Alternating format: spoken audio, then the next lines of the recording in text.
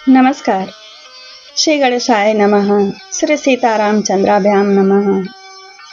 श्रीमद् वाल्मीकि रामायण में आज मैं अयोध्या कांड से 115 सर्ग का हिंदी में अर्थ सुनाऊंगी। वाल्मीकि मुनि की जय हो। माँ भगवती सरस्वती की जय। पंचदशाधिक शततमः सर्ग। इस सर्ग में भरत जी का त्याग दिखेगा। श्री राम के प्रति निर्मल भक्ति, उनका तपस्वी स्वरूप उजागर। बड़ा ही आकर्षक यह अध्याय है। सुनिए। भरत का नंदी ग्राम में जाकर श्री राम की चरण पादुकाओं को राज्य पर अभिषिक्त करके उन्हें निवेदन पूर्वक राज्य का सब कार्य करना। जब वे अयोध्या में पहुंचे तब सब माताओं को अयोध्या में रखकर दृढ़ प्रतिज्ञ भरत ने शोक से संतप्त हो गुरुजनों से इस प्रकार कहा, अब मैं नंदी ग्राम को जाऊंगा। इसके लिए आप सब लोगों की आज्ञा चाहता हूँ। वहां श्री राम के बिना प्राप्त होने वाले इस सारे दुख को सहन करूंगा। ओहो महाराज, पूज्य पिताजी तो स्वर्ग को सिधारे और मेरे गुरु पूजनीय भ्राता श्री रामचंद्र जी वन में विराजे। मैं इस राज्य के लिए वहां श्री राम की प्रतीक्षा करता रहूंगा, क्योंकि वे महायशस्वी श्री राम ही हमारे राजा हैं।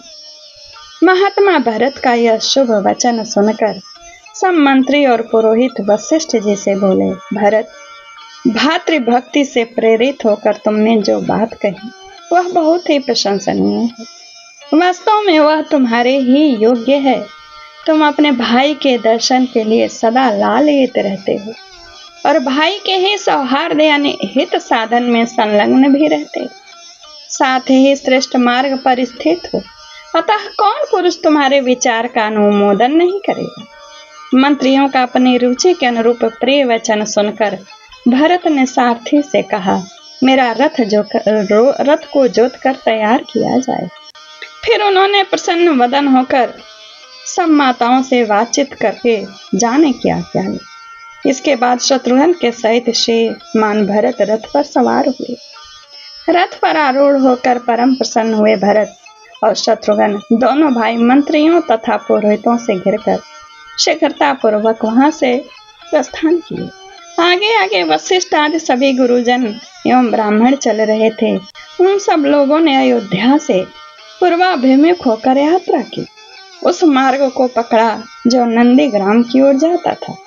भरत के प्रस्थित होने पर हाथी, घोड़े और रथों से भरी हुई सारी सेना भी बिन बुलाए ही उनके पीछे चल दी और समस्त पुरवासी भी उनके साथ हो लिए।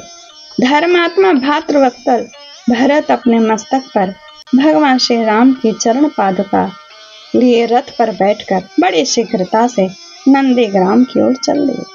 नंदी ग्राम में शीघ्र पहुंचकर भरत तुरंत ही रथ से उतर पड़े और गुरुजनों से इस प्रकार बोले, मेरे भाई ने यह उत्तम राज्य मुझे धरोहर के रूप में दिया है।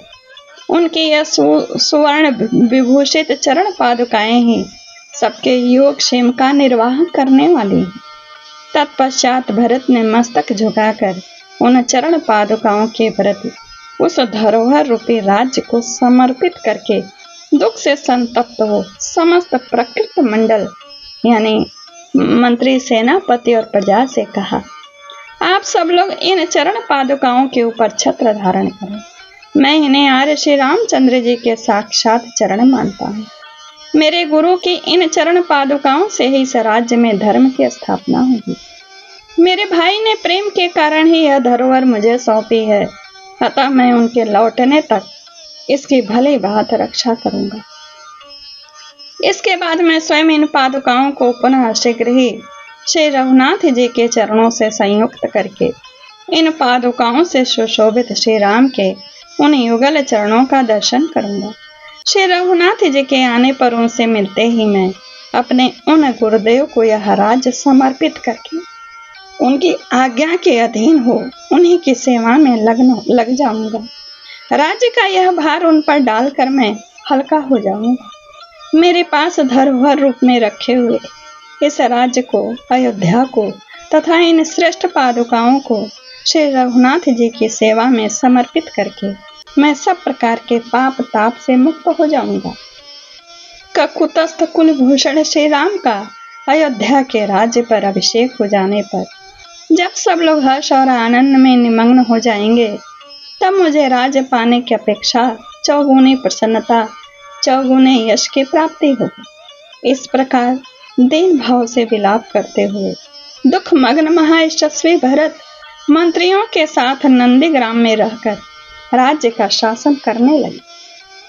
सेना सहित प्रभावशाली धीर वीर भरत ने उस समय वल्कल और जटा धारण करके मुनि वेशधारी हो नंदीग्राम में निवास किया। भाई की आज्ञा का पालन और प्रतिज्ञा के पार जाने की इच्छा करने वाले भातृ वत्सल भरत श्री रामचंद्र जी के आगमन की आकांक्षा रखते हुए उनकी चरण पादुकाओं को राज्य पर अभिषिक्त करके उन दिनों नंदीग्राम में रहने लगे। भरत जी राज्य शासन का समस्त कार्य भगवान श्री राम की चरण पादुकाओं को निवेदन करके करते और स्वयं ही उनके ऊपर छत्र लगाते उन चरण पादुकाओं पर और चंवर उस पादुकाओं को डुलाते।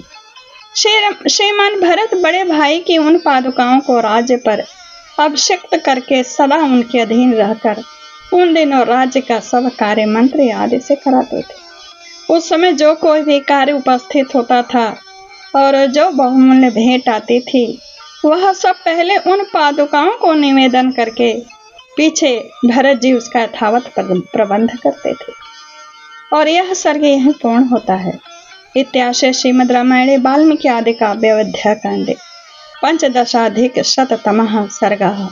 श्री राम जय राम जय जय राम, श्री राम जय राम जय जय राम, श्री राम जय राम जय जय राम, श्री राम जय राम जय जय राम। कथा को लाइक कमेंट शेयर जरूर करिएगा। भरत